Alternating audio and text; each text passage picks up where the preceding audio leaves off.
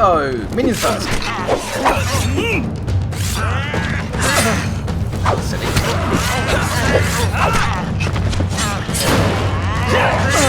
Oh. One more for the game. Come, sit. You have passed the 13 gates. And you come to my table to play the game of life and death. Your stake is wagered. I refuse none who come here. Yet, I say, turn back.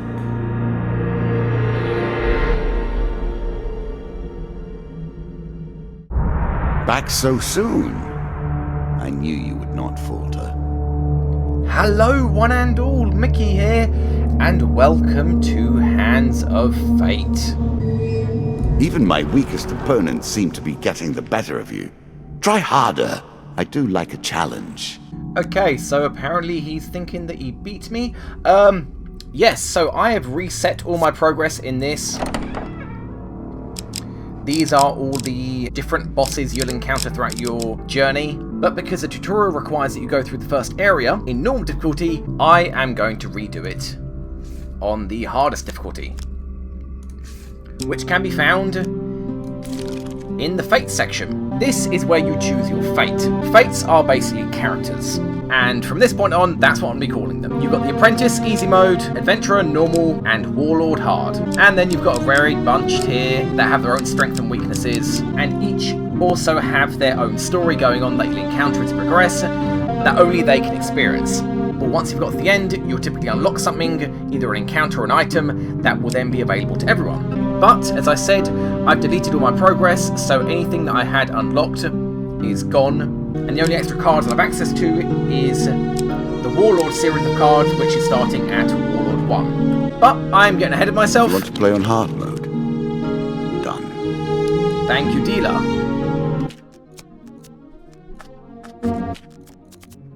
There we go, the music's a little bit lower now. A little bit more appropriate. So, for those of you that don't know,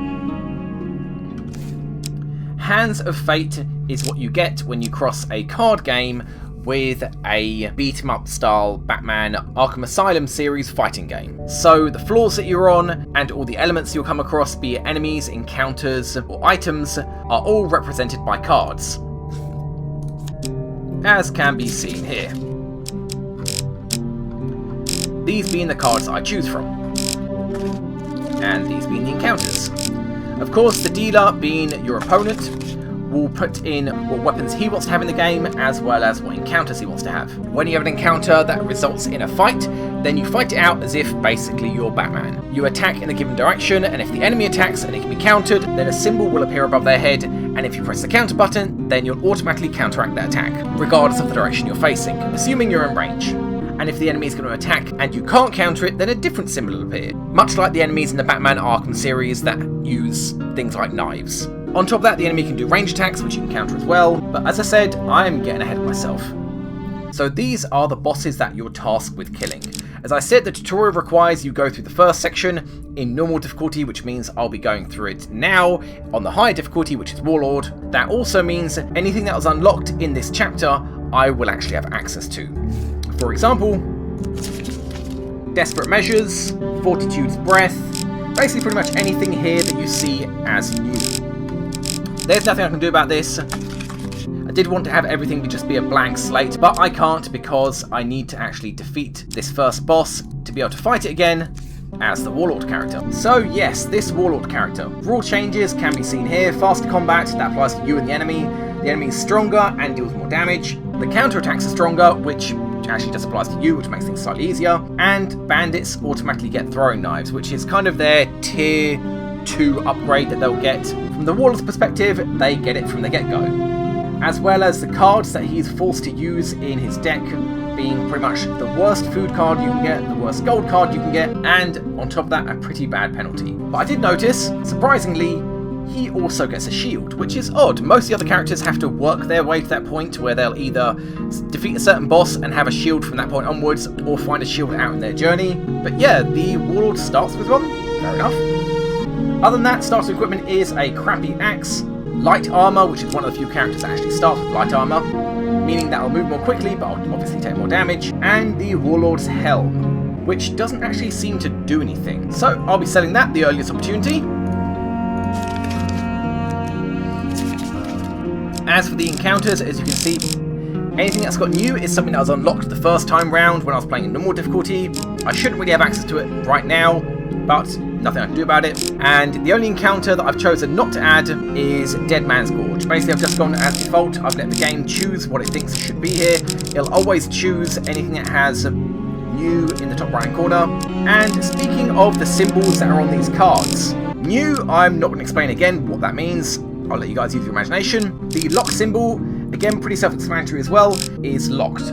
Either for this journey, or there could be some other requirement, but as far as I'm aware, everything here is simply locked just for this journey, up until I kill this guy here, the Jack of Dust. And the other symbol on the bottom means that if you complete this with certain requirements met, then it can lead to unlocking something, either an encounter, or an item, or a spell, or blah blah so on. It just means doing this in a certain way, typically the best way, would unlock something else. So with that all out of the way, I think we should get started. The Jack of Dust. And guys, just so you know, when you see dust, it means bandits. There are other suits of cards, but let's not get into them just yet. Come on then, dealer, New deal me up. content awaits you. It will be awarded when you complete your run. What brings you to play the game? Ha! I know you will not tell me. Like all the rest, you are silent. Thank you, dealer. Right, as you saw, which I shouldn't actually move yet before I explained, every move you make uses up food. If you're injured and you make a move using up food, you'll get healed. If you don't have any food when you make a move, you'll actually take damage. Typically, you'll take double the damage that you would take from healing and moving when you move and you don't have any food. Basically representing that you're starving. So, our first encounter. The river. Running water protects against many things in myth. Generally, though, it's just a pain to get past. Ever the wise man. This token will unlock more cards if you can defeat this encounter. Okay, so as can be seen here, completing this in a particular way will result in unlocking something. And I do actually know how to complete this. This is where the Warlord, one of the few occasions where the Warlord has an advantage. If you try to cross the river with light armor, you have the opportunity to pick up some loot as you cross. Assuming you can. We'll get to that in a second. So, your path is blocked by a river. Shocker, the water is clear, but fast flowing. Attempt to cross the river, turning back will literally mean I will step back and I will use food, having moved forwards and then back again. So, let's cross the river. Keep my eye on this one. Spotted. A choice. Okay. Select your desire. So, how the chance rolls work. You saw there were two successes, which was normal sword, there was a huge success, which was a sword like on fire, and then there was a failure. There can also be a huge failure, which will result in even more of a punishment, but all you need to know is typically a success will get you through the encounter with minimal or no benefits, huge success offers the highest benefits, and the failure cards obviously have some sort of failure to them. Either the encounter go badly and you have to fight, or you'll be dealt pain, or have items stolen, and so on and so on. But these card encounters you can actually play. You can keep track of which card was which. Luckily, I knew I could see that the huge success card went underneath all of the other cards. So when they separated out again, I could keep track of which card was lowest on the deck, so when they stopped moving, I knew that this card would be huge success. I'm going to look like a bit of a twat now if I'm wrong, but I'm not. So yay for me. Your light armor makes the river crossing easy, and you even stop to dive for some shiny stones on the riverbed that may fetch a few coins. The dealer draws me 1 gold card, and hopefully that token? Maybe? So I get 3 gold. Wow, I'm sure you're grateful for that. Not really. It's pretty much the minimum gold that I can get from a gain card. And the token. Give me the token. Once on the other side of the river, you realise that one of the stones is in fact a ring. You put it away to have it cleaned and identified later, then continue on your journey. So yes, for getting the huge success, I do actually get that token. If I wasn't wearing light armour and I crossed this, there would be no huge success card there at all. So, The token is yours. Well done. Thank you very much. When I finish this journey and kill the Jack of Dust, or in fact even if I die, I get all the tokens that I unlocked from the encounters. Currently there's a lot. I don't know if I get the same ones I would have for finishing it again, but hey, at least that way you guys will be able to see what there was and what you guys might have missed. Every step you take consumes food, but you will also heal as you proceed. Yeah, thank you, dealer. So, Captain of the Guards. There's a token in it for you if you win. I know. It says so right there. You hear a shout from up ahead, and the sounds of battle. Racing forwards, you discover a warrior surrounded by undead. Oh, okay, just gonna fight like that? Right, we'll straight into combat. The other suits I wasn't really going to go into. I was assuming that they wouldn't appear in this first journey up until the Jack of Dust, is skulls. And skulls, well, I'll let you guess what that's going to be. Stranger, he calls out as he throws his weapon to you. Here, take my mace and put an end to these monstrosities. Okay. It's a lump of iron on a stick. Not terribly subtle. Thanks, mate. So maces, all maces I believe, have an innate extra damage bonus that is dealt towards the undead, as can be seen by the holy symbol right there. Equipment with this trait strikes fear into the cold hearts of the undead. They will sustain more damage, and they may not be resurrected around such holy relics. So yes, I will equip that. It is better than my crappy rusty axe. Just so you guys know, weapons come in 3 categories: swords, fastest obviously, axes in the middle, and maces, slowest weapons in the game, but typically dealing the most amount of damage. Something to be aware of when you've got bonuses that increase damage on attack, because you'll typically get the most amount of damage out of it if you attack quickly, like with a sword for example. But for now, I will take the mace. I don't think I've got access to anything. I don't think I've got access to any abilities that increase my damage per attack. So really? The mace. Is that what you're going to do? Well, yeah, it'll help me against the skulls. Oh, and in case you're wondering what that red blip is, I should be zooming in right now, that shows what difficulty they're currently on. As you progress through the game, they get ranks up and increases in their equipment and stats, and abilities and things like that. So, skulls.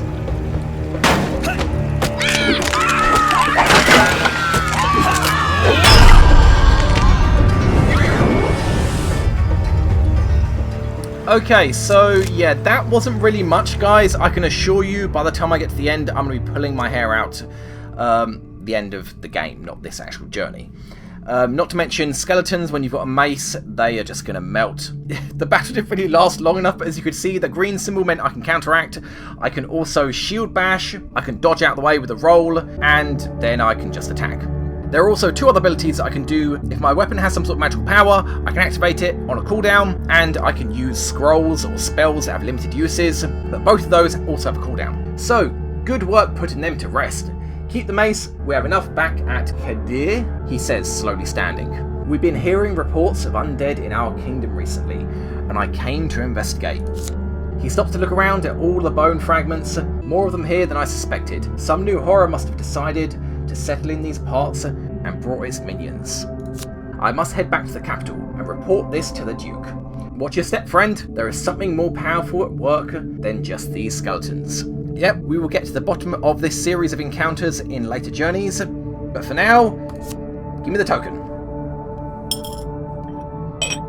And yes, you can replay and have encounters that you've already completed in subsequent journeys. You can obviously get the reward for them, assuming you complete them correctly, but you only get the token for them once. Bearing in mind that tokens don't actually help your current playthrough. So, right, the Warlord, this is my card. That face symbol there, and I don't know if you can tell behind the new writing, represents the fact that this card belongs to my character. Win this and claim my token. Rumours of a temple to a long-forgotten god lure you to a desolate wasteland. You complete the necessary blood ritual in order to gain the attention of the deity. Its presence fills your mind, bringing you to your knees. What do you seek, mortal? A thunderous voice in your mind demands. Power, apparently. You respond with what determination you can muster in the face of such a being. Power to crush my enemies. You know what? Fair enough. Oh, I'm down with that. Many a mortal has begged for my favour, the entity responds. I will tell you where power may be found, but you must recover it yourself. Hidden in the Valley of the Hill Giants, there is a cave. Inside that cave lies what you seek. Suddenly, it withdraws to its own realm, leaving you breathless and alone. Token, please. Yeah, some encounters are just, well, for lack of a better word, filler. They tell a story that's part of a greater whole that, as I said, you can continue on later journeys. But on this journey, that is all we'll see of the Warlord series of encounters.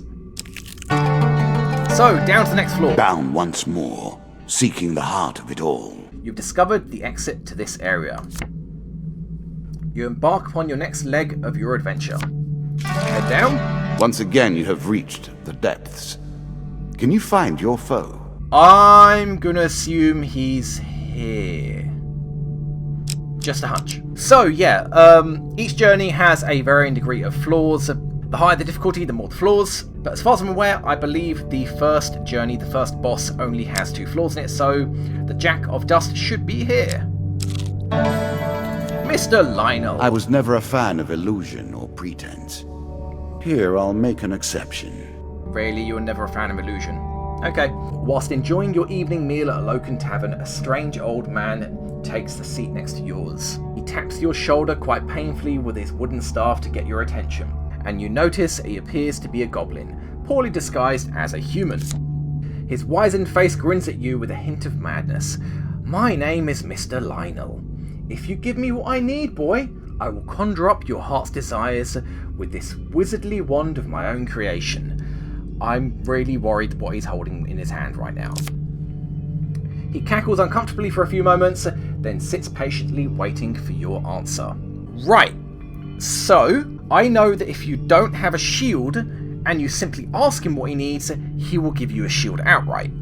And I think if you give him gold, he'll give you gold, and I think if you give him food, he'll give you food. Typically more than what you gave him. I think even if you ignore him, there's a chance he can give you something. I'm not going to go for this for now, because I have a shield.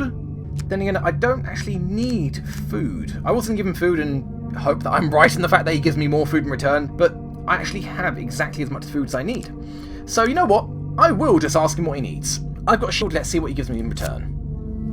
The goblin immediately begins to wander around your person, probing and poking at your weapons and apparel, before making a sudden grab for something. Oh, you better not. You f***ing better not. Oh, yeah, you can have that. The game should really make it clearer what you're losing. It should kind of appear on the screen and then go. But a lot of times, especially if you're losing more than one item, it can just slide out of your inventory and off the screen. You won't know what you missed. I just lost my headgear. Considering it doesn't give me anything, I'm fine with that. He then sits considering you for a while, before slapping the table with his hand. Aha, I know what you need. Better be good. Here, Mr. Arnold pulls out a large, empty cloth sack and holds it open for you. Reach in and you'll receive your heart's desires. The most fundamental symbol of might for an age. So, the fastest attacking weapon in the game, or the slowest attacking weapon in the game with the highest damage. I think I'm going to go with the sword.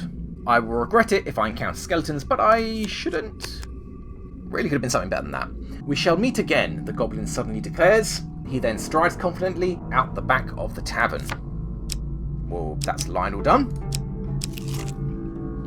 I'll have to make sure... Your provisions are running low. Can you press on? I know. I'll have to make sure that I don't actually ask him what he needs again. I'm assuming that's the option you select when you're doing badly and you're missing key items. But considering he can just pick something out of your inventory at random, not going to do that again. Okay, a trader. In a shady grove off the beaten trail, you find a travelling merchant looking to trade with wandering adventurers. Yep, let's find out what's there. Tinkerers sell items of all descriptions. Greetings, wise traveller, I have much to offer you. Let's find out.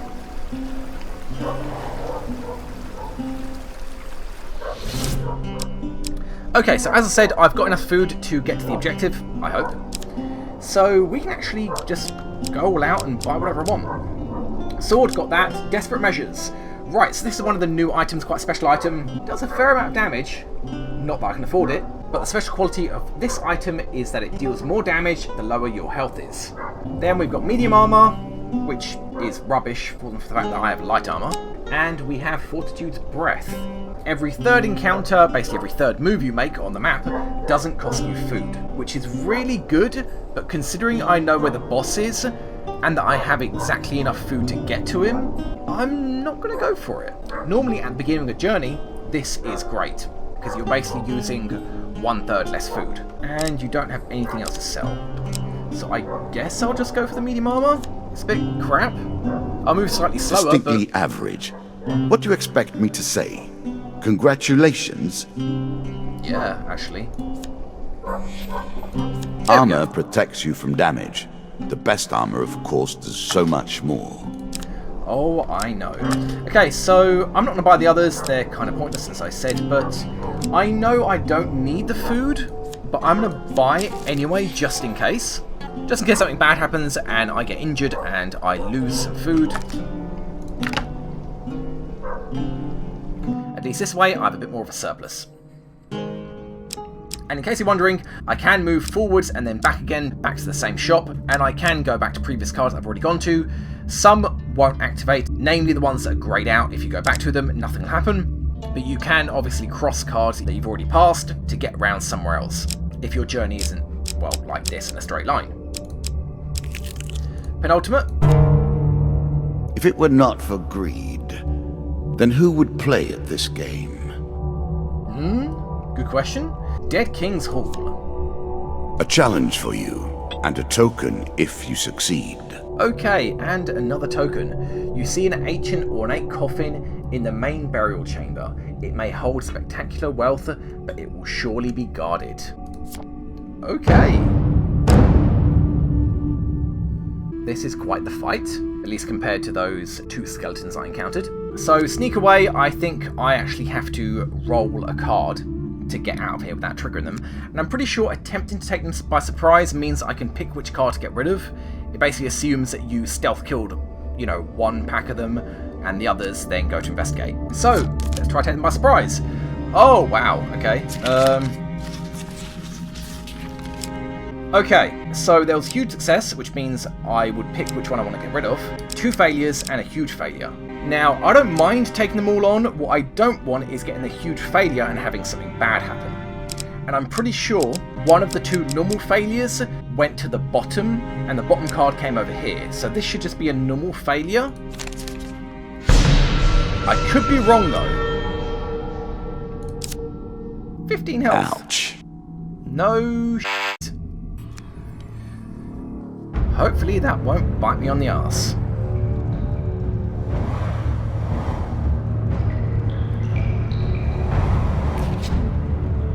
Okay.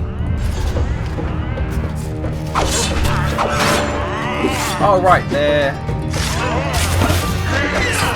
throwing knives. Oh god.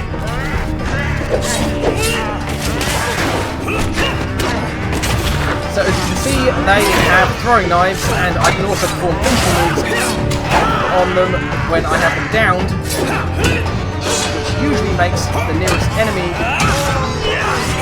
quite attacking. If they have too much health though, they'll roll out of the way when I try to. That guy didn't, and that guy just didn't have enough health to fall over. He just died on his feet. Obviously, like Batman, the Arkham series, when you have a high enough combo, you start to deal more and more damage. You loot the room, the dealer draws you 2 game cards. And 1 equipment. So that was a net gain. Oh wow, that's actually really good. A little extra health, but it is only a momentary respite. That's actually really good. And Explorer's Helm. An item that tells you how to move quickly, but tempts you to take your time. So when you start a floor, it will show you where the exit is to the next floor. But note, it doesn't show you where the boss is. That's a key detail you should be aware of. For example, when I put this on now, it won't show me because the exit is the boss, and also it shows you when you start the floor. And on top of that, if you go to every encounter, when you exit the floor, you'll get a gold bonus. So for me, this helmet is completely useless. Oh right, I didn't get huge success. Damn it. But hey, I have 4 food. How about we move back? No, I don't want to go here.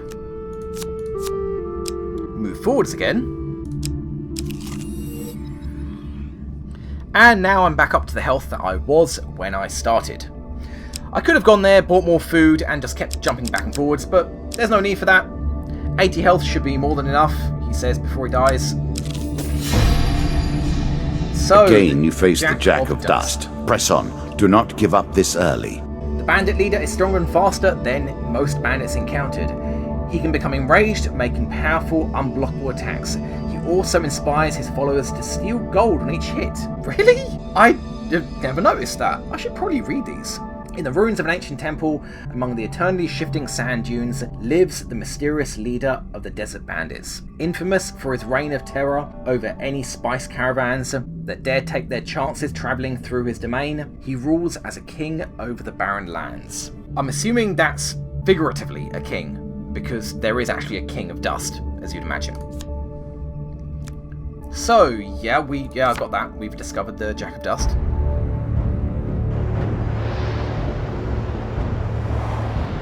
And those are his minions. They're already at difficulty of 2, because they've got the throwing knives. And there is Jack himself. So, minions first. Silly.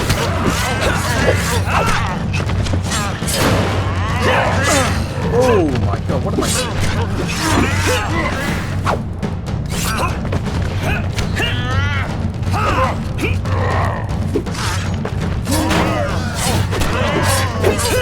Much like the enemies in the... Oh my god, come on. Much like the enemies in the Batman series, when you go to do a finishing move, any enemy near you is going to try to. Nice.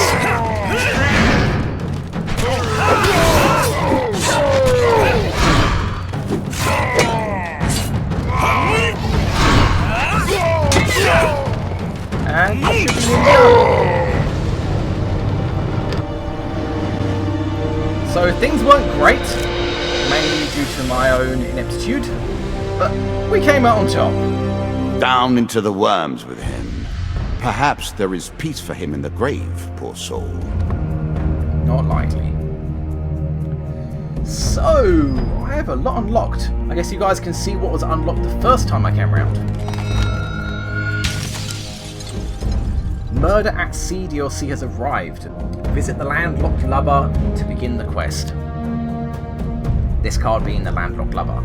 I don't know where I unlocked this. Usually it says at the top what encounter unlocked this. But hey, we've got that. And another DLC, The Hunt for the White Minotaur. That one's a pain. But it's fun. The White Council is expanding its influence. Yep, the mages. The Goblin King's Hall DLC with the Goblin King's Hall 1. I'm guessing after you kill a boss outside of the tutorial, all of the DLCs unlock. So they should technically unlock when you kill your second boss. Because I went back and did the first one on the harder difficulty, they unlock now. That's all I can guess. The underworld awaits your sacrifice. With the indecent arrival. For diving into the river, we receive the Ring of Survival. I don't actually remember what that does. I'll have to pick up to find out. And for helping the captain of the guards, we get... Are you f***ing me? Oh wow, okay, sure. And yes, this should be Warlord 2. For communing with the ancient god, you receive Warning Sign, which I believe is a prelude for the Warlord 2 encounter. So Warning Signs. I think I've done this one, and I think it is absolute sh to get through, but we'll find out when we get there. Shall we deal again? that is the Jack of Dust. Let's find out what we're up against next time. Next time, it is the Jack of Skulls. So guys, thank you very much for watching, and I hope to see you next video. Bye-bye! Seeker, drop down. And, whoops, I forgot you're not cloaked. Yeah, that's my bad. That is my bad. Yeah, I forgot about that. That was really, really stupid of me. And I don't have running guns. That's annoying.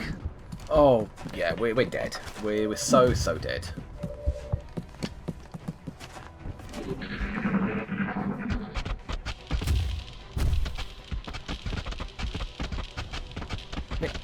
I suppose if they clustered, I could use my alien grenade and HE grenade. No, I use my HE grenade. I'll only have the alien grenade. Because the other alien grenade was on the heavy, who didn't get to use any of his explosives.